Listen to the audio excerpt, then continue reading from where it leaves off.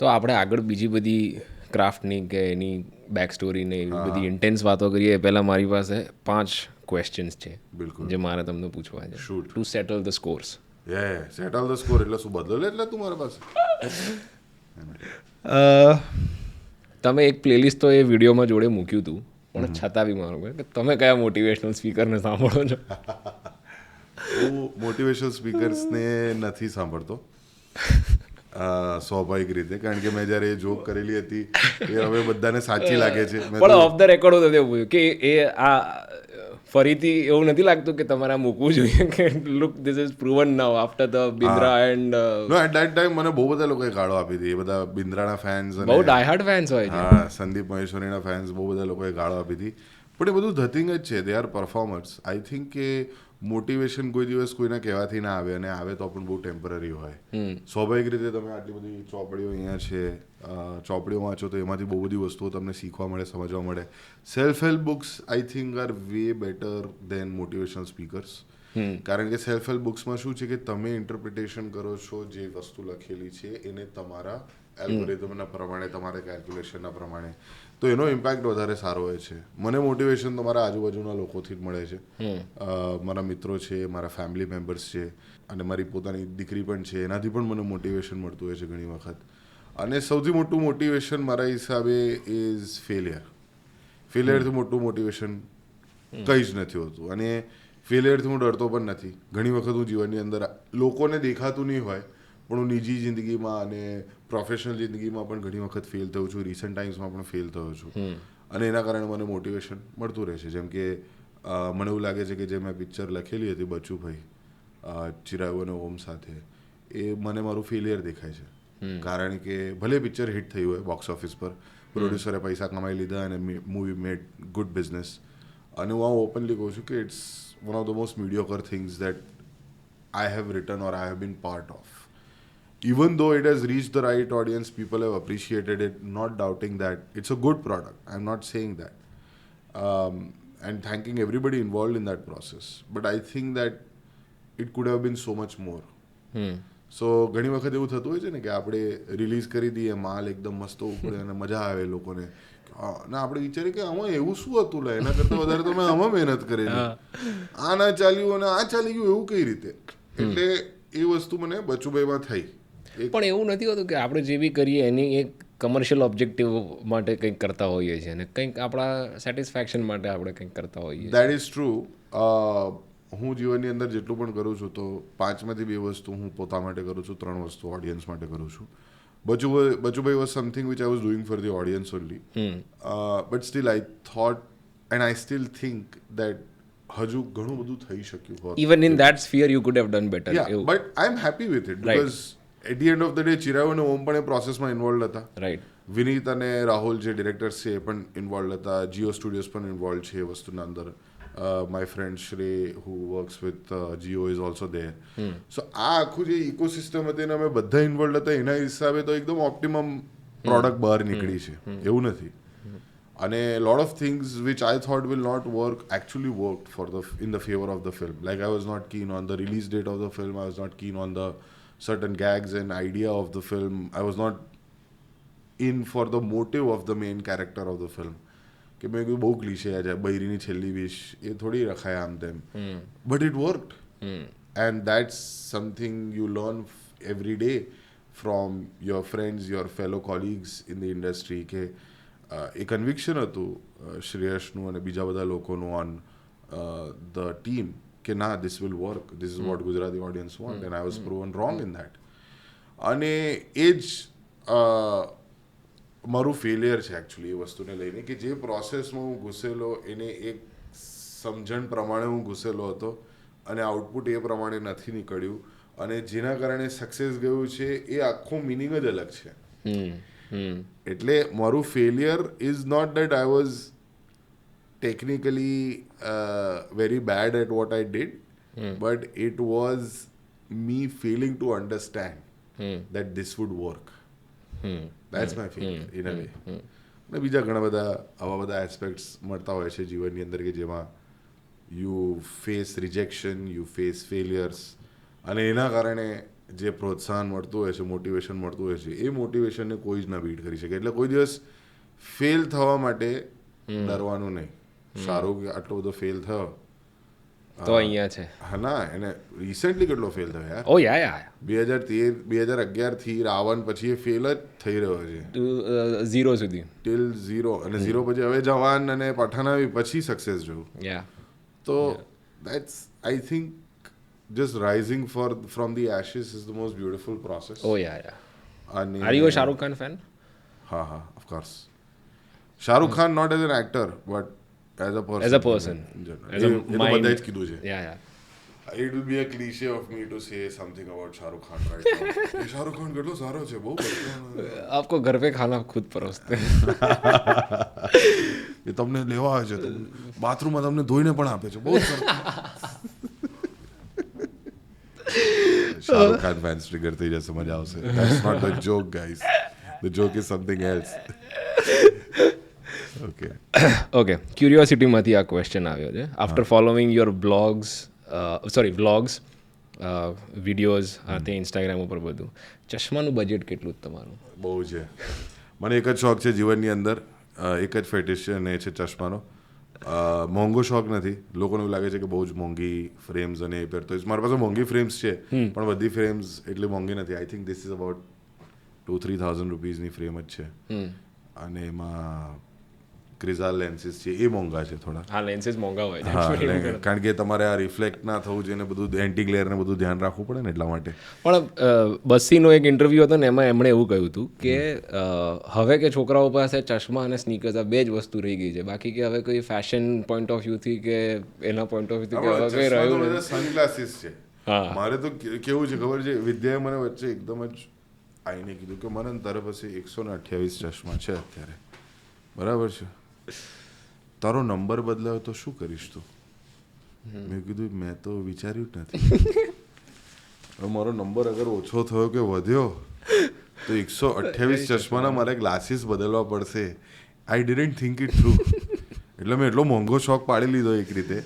So I have 128 frames, જેમાંથી 30% of it is sunglasses, and all my sunglasses are numbered, એટલે અંદર number છે.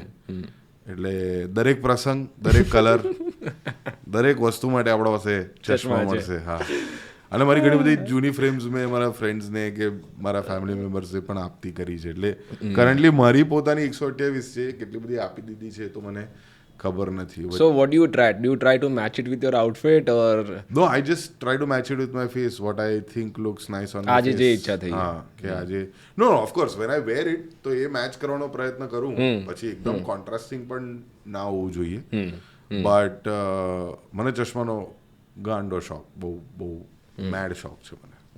હવે આ જે છે ને એ થોડો કોન્ટ્રોવર્શિયલ ક્વેશ્ચન છે. વિચ ઇઝ બેટર, અમદાવાદની ટ્રાફિક સેન્સ કે બરોડાની નાઇટ લાઈફ? બંને ખરાબ ઓપ્શન કેમ આપે? આ શું છે? આ બંને ખરાબ ઓપ્શન આપે. That's the thing. I think બરોડાની night life is better. I agree. અમદાવાદની ટ્રાફિક સેન્સ અમદાવાદની traffic sense is just ridiculous. I don't understand કે, એટલે I want to say this off camera, but હમણાં જ વચ્ચે થયું, અમદાવાદમાં જ હતો, અને એમાં શું હોય કે બે ગાડી આ બમ્પર ટુ બમ્પર ટ્રાફિક ચાલી રહ્યો હતો, અને આ બાજુથી એક ગલી હતી, તો ત્યાંથી સ્કૂટરવાળો આવે, ટુ વ્હીલરવાળા એવું કે ગેપ દેખાય એટલે ગાલ દેવાની. તો ગેપ દેખાય તો એને નાખી, તો સહેજ અડી ગઈ મારી ગાડી એને. અને હું આ બાજુ જોતો હતો, કારણ કે ટ્રાફિક પોલીસવાળો જવાનું કહેતો હતો, અને પેલો આ બાજુથી ઘૂસ્યો એ જ વખતે. તો ઘૂસ્યો તો ટક્કર લાગી, તો આને કે દેખાતું નથી. મેં કીધું તું ટોપા, દેખાતું નથી, ગેપ કેટલી ઓછી હતી એમાં. કે ના, જગ્યા હતી તો નાખી દીધું. મેં કીધું તારા બે ટાંગ વચ્ચે જગ્યા નાખી દો. તો એ બિચારો હેપતાઈ ગયો 2 સેકન્ડ માટે, પ્રોસેસ ના કરી શક્યો. એટલે મેં એ ભાષામાં નહોતું કીધું, આના કરતાં ખરાબ ભાષા વાપરેલી, પણ અહીંયા અત્યારે હું કેમેરા ના કહી શકું. અને સાલું એ નથી સમજાતું કે આટલું બેફામ રીતે ટ્રાફિક રૂલ્સ કઈ રીતે બ્રેક થાય. થોડુંક તો ગિલ્ટ હોવું જોઈએ, થોડીક તો આમ નિરાશા હોવી જોઈએ, કે થોડુંક તો આમ હોવું જોઈએ કે ના, આઈ એમ ઇન ધ રોંગ. અહીંયા તો મેઇન રોડ પર મેં જોયું છે ભાઈ, મેઇન રોડ પર અહીંયા છીએ ને આપણે કેશવબાગ પાસે, એવું થયેલું એક વખત હું માનસી તરફ જતો હતો કેશવબાગથી અને સામેથી ઓન ધ રોંગ સાઈડ એવું નહીં અહીંયાથી રોંગ સાઈડ નહીં not from this side of the road વચ્ચો ડિવાઈડરની બાજુમાં રહો ડિવાઈડરની બાજુમાંથી એકદમ ફૂલ સ્પીડમાં ટુ વ્હીલર આવી રહ્યું છે. મેં કીધું કે યાર ધીસ ઇઝ અને પછી આપણે રોકીએ ને એના સામે આપણે બી અમુક વખત ઈગો પર આવી જાય, અમુક વખત એવું હોય કે ચલો ભાઈ આજે ટાઈમ છે મોડા નથી પડી રહ્યા મજા કરવી. આમ લે આપણા અંદરનો પેલો કોણ દામાણી જાગી જાય કોણ છે પેલો ઘુંઘરાલા બાલ વાળો ધણાની ધણા પરેશ ધનાની કેવું પરેશ સુરત વાળો પેલા ભાઈ એ અંદરનો જાગી જાય એટલે હું ઊભી રાખું પાછી લે તો પેલો આમ હા સારું હું બેઠો છું હું બેઠો છું એ કરવું તો કર એટલે પછી એવું થાય કે હવે કઈથી લમણા જીકવાના એટલે I would prefer diarrhoea over Ahmedabad traffic sense I would prefer the Baroda night life જે મને ડાયરિયા આપે છે that is more bearable than the Ahmedabad traffic sense. ridiculous things જોઈ છે મેં. I have seen the most bizarre things. ખબર નહીં આમ તો જોવા જઈએ તો આપણો દેશ અત્યારે એક રાઇટ વિંગ દેશ કહેવાય બરાબર છે હિન્દુ નેશનલિસ્ટ દેશ કહેવાય મીડિયાના હિસાબે પણ સૌથી વધારે વિકસિત આ દેશની અંદર અમદાવાદમાં ખાસ કરીને લેફ્ટ વિંગ છે કારણ કે બધા લેફ્ટથી ઘુસાડે બધા એક જણને લેફ્ટથી ઘૂસવું હોય બધા આગળ આવીને અડાઈને મૂકી જ દે આમ મૂકી જ દેવું છે હરામખોર લોકો છોડો ને યાર હવે આ ટોપિક આવા બધા નહીં કાઢવાના આપણે કોઈને પણ કશેથી પણ કશું છે જ ગેપ દેખાય તે દિવસે આટલી ગેપ છે એમાંથી એએમટીએસ કાઢશે આખી બસ કાઢવાનો પ્રયત્ન કરશે લોકો નહીં ગાંઠે જ નહીં. મારું છે ને બીજું વર્ઝન થઈ જાય હું જ્યારે ગાડી ચલાવતો હોઉં ને ત્યારે આખી આમ પર્સનાલિટીમાં કોઈક સ્વિચ ઓન થઈ ગયું ને એવું થઈ જાય ગુસ્સો ગાળો નીકળે બધા જ એકબીજાને સખત ક્રિએટિવ ગાળો નીકળે અંદરથી અને એટલે આમ કોઈ નોર્મલી મળે ને તો કે યાર સરસ વેલ બિહેવ છોકરો છે સરસ બોલે છે આ છે મારી જોડે એકવાર ગાડીમાં બેસે ને તો એને ખબર પડે કે સરસ્વતી કેટલી. હવે ઓનેસ્ટલી મને કહેજો જિંદગીમાં કોઈ એક કોથળી તો તમે બી સાચવી હશે ને? ઓફકોર્સ. કઈ હતી? જ્યારે મેં હમણાં જ એકચ્યુઅલી હું એક એરપોર્ટ પર જ હતો અને એરપોર્ટ પર મુંબઈ ડ્યુટી ફ્રીમાં બહુ સારી કોથળીઓ મળે છે તો એ કોથળી એ લોકો શું કરતા હોય છે કે બેગના અંદર હજુ એક બેગ આપે છે જેથી બેગ તૂટી ના જાય. હવે તો શું છે કે લોકો રેપ કરીને આપે છે બોટલની આજુબાજુ રેપ કરીને વ્યવસ્થિત આપે છે પણ પહેલા શું એ લોકો ડબલ બેગ કરતા હતા જેથી બોટલ વેઇટના કારણે પડી ના જાય અને સજ્જડ રહે. તો મેં એક વખત 4 times બેગ કરાવી દીધેલી હતી. મારા દિમાગમાં હેતુ એ જ હોય કે હું મમ્મીને જઈને આ બેગ આપીશ તો એ ખુશ થશે કે વાહ સરસ બેગ છે સક્ષમ બેગ છે એકદમ આમ પ્રોપરલી સ્ટડી બેગ છે એના જેવું. એટલે હું પણ કલેક્ટ કરું છું બેગ. કાપડની બેગ મળે તો ખાસ કાપડની બેગ હવે અગત્યની થઈ ગઈ છે. પહેલા કાપડની બેગનું માર્કેટ એટલું નહોતું. હવે શું છે કે કોથળીઓનું માર્કેટમાં છે ને સૌથી પ્રીમિયમ માર્કેટ છે તે કાપડની બેગનું છે પછી પેપર બેગ આવે ને પછી પેલી પોલિથીન સિંગલ યુઝ વાળી પ્લાસ્ટિક જે હવે બેન થઈ ગઈ છે એ વાળી આવે. એ જબલા થેલીઓ is not top of the plastic bag chain. Top of the કોથળી ચેનમાં સૌથી નીચે પેલી આવે સૌથી પ્રીમિયમ કાપડની બેગ આવે અને કાપડમાં બી ઝીપ વાળી આવી ગઈ તો પતી ગયું. ગજબ. ઝીપ વાળી કાપડની બેગ આવી મમ્મી એકદમ ફ્લિપ થઈ ગઈ અરે કાપડની બેગમાં એ પણ ઝીપ વાળી 10 વર્ષ સરસ. મમ્મી એનું પર્સ બનાવી દીધું તો મમ્મી પેલું ખલતો હોય ને પેલો ટોટ બેગ એ બનાવી દીધું. તો આટલું બધું ટ્રાવેલ કર્યું હમણાં હા ઇન્ટરનેશનલી બી કર્યું હમણાં તમારો પેલો કોઇમ્બટોર વાળો વ્લોગ બી મેં જોયો હતો એમાં કંઈક તમે ટ્રેનમાં બી ક્યાંક ગયા હતા ક્યાંકથી કોઈક એક સિટીથી બીજા સિટી ટ્રેનમાં બી ગયા હતા. હા એ હું ગયો હતો ફ્રોમ બિલાસપુર ટુ રાયપુર. હવે ફાઇનલ કન્ક્લુઝન શું છે કે ઇન્ડિયન રેલવેનું ટોયલેટ સારું છે કે ફ્લાઇટનું ટોયલેટ સારું છે? ઇન્ડિયન રેલવેનું ને યાર ઇન્ડિયન રેલવેનું હજી હવા આવે છે? હા હવા તો આવે. હું હમણાંથી ઘણા ટાઈમથી બેઠો નથી હવા તો આવે છે ના પણ હવે બહુ જ ક્લીન થઈ ગયા છે. I think Indian toilets no matter how much it depends on the train also હા એટલે હવે તો કે બધી તમે એક્સપ્રેસ ટ્રેન કે મેલ ટ્રેનમાં જાઓ તો એમાં થોડુંક વ્યવસ્થા ઓછી હોય હોય. પણ તમે રાજધાની શતાબ્દી વંદે ભારત આ બધી વસ્તુઓમાં જાઓ તો they are very neat and tidy and clean and they are very comfortable also એટલે you don't feel oh my god આમાં નથી you don't have to choose आपके पास 4 ऑप्शन है option A Indian option B western option C western with Indian footprints या option D ગંદવાળો છે option D તો કોઈ લેવાનું જ નથી કારણ કે ઓલરેડી ત્યાં ધબ્બાઓ છે કશું છે તો ત્યાંથી નીકળો એટલે બોગીના એક સાઈડ જે 4 બાથરૂમ છે બધી એક સિલેક્ટ કરવું પડતું હતું પણ હવે ફોર્ચ્યુનેટલી 4 ઓપ્શન તમે યુઝ કરી શકો. પણ મારું હમણાં મેં જેટલું ટ્રાવેલ કર્યું ને એવું મને એવું લાગે છે કે રેલવેઝ હવે બેટર થઈ રહી છે અને ફ્લાઇટ એક્સપિરિયન્સ હવે છે ને ખરાબ થઈ રહ્યો છે. હા એ તો ઇન્ડિગોના કારણે ઇન્ડિગો યાર ઇન્ડિગોની એર હોસ્ટેસીસ મને એવું લાગે છે કે ઇસ્ત્રીથી વાળ સ્ટ્રેટ કરતી હશે એવું લાગે છે આમ એકદમ સચોટ કરીને આવે યાત્રીગણ વાગે આમ શું કહે કર્મીદલ आज के कर्मीदल में है और उनको भाषा आती है हिंदी गुजराती मराठी और एरोगेंस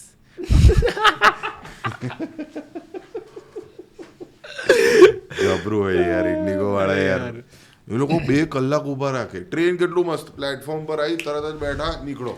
મને સૌથી વધારે ખરાબ શું થાય ખબર છે when somebody is doing the job I try to be considerate હા right I try not to do anything or create a ruckus or be difficult right કે ભાઈ તમારી બી જોબ ડિફિકલ્ટ છે આઈ અન્ડરસ્ટેન્ડ પણ એમાં બી પછી ટણી લઈને આવે હા જે બીજા 10 જણા ટણી કરે છે હું તારી જોડે પ્રેમથી વાત કરું છું તો થોડું તું મારી સાથે તો મારી ના એટલે to have I mean benefit of doubt એ જ છે કે યાર they go through a lot hospitality business is not easy very difficult યા એ લોકો દિવસમાં શું એ લોકોએ ફેસ કર્યું હશે સો ટ્રુ કોઈ એ લોકોને અહીંયા ત્યાં અડ્યું હશે કે કંઈ કીધું હશે કે કંઈ થયું હશે વી ડોન્ટ નો બટ એ વસ્તુ પણ છે કે you can't treat everybody the same way. So it depends from person to person. કદાચ હું એ લોકોની જગ્યાએ હોત તો હું તો ગાળ જ આપતો પણ એ લોકો ગાળ નથી આપતા એટલે એ લોકો સારા છે. I think that you should know what you sign up for. તમને ગમે એવી જોબ કરો કારણ કે મારી કઝિન બેન પણ કેબિન ક્રૂ જ હતી so she use to tell me a lot of stories which are just oh my god મોઢે પંચ માર દઉં તો એવું. But yeah, they go through a lot. They actually go through a lot. But yeah, sometimes it's તાળી એક હાથથી ના વાગે.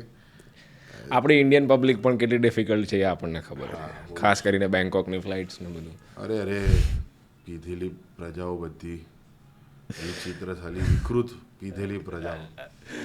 એનીવેઝ હા